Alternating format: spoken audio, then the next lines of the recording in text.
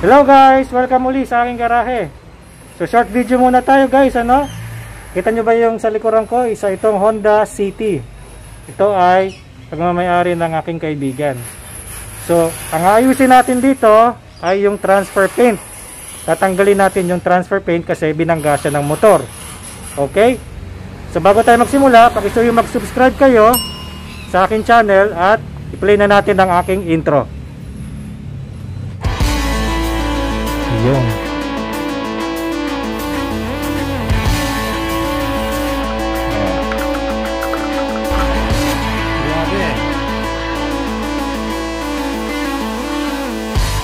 mo na di tayo magaling. Ito mga safe na kailangan natin. Pag-uusapan natin ngayon. Siyempre, puro sa mga.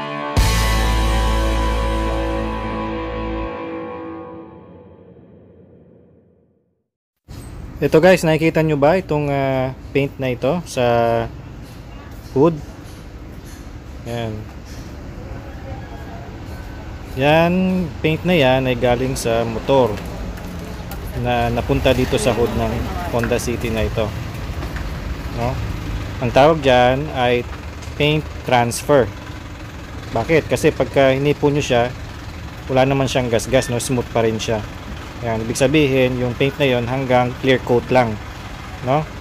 Pero may dent siya. Syempre hindi natin gagawin yung dent, pero matatanggal natin tong paint na yan na dumikit sa hood, no?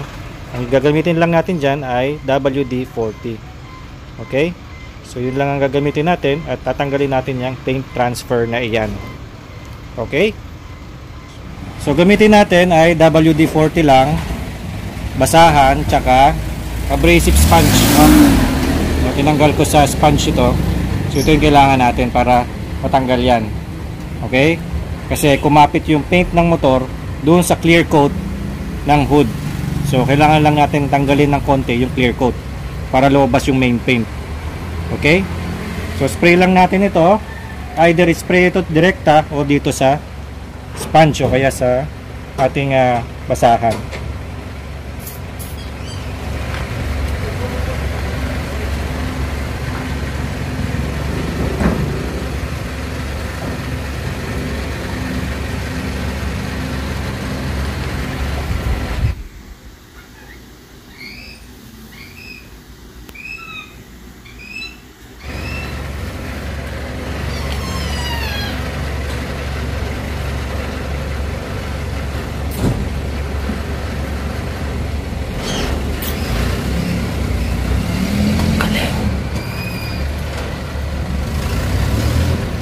Wala na.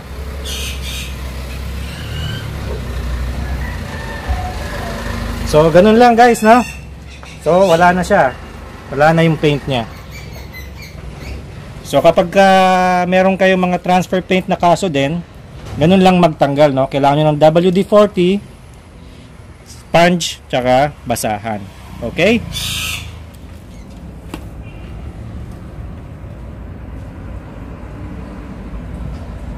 So, wala na siya, di ba?